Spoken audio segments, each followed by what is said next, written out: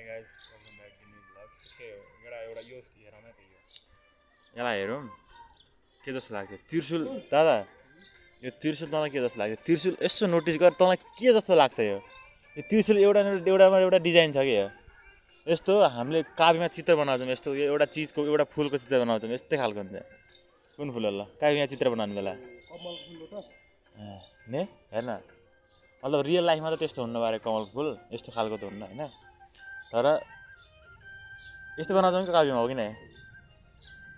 लोटसै भन्छ नि लोटसै भन्छ देख्नुभयो गाइस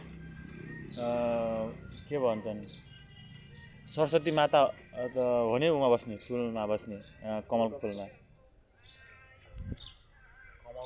बस्ने लोटस मतलब सरस्वती माता हो है अनि यो चाहिँ शिवजीको हो एउटा कुरा भनौँ कहिले पनि यो हुन्छ नि यो के भन्छन् त्रिशूल त्यो चाहिँ कहिले पनि फलामबाट बनाउनु के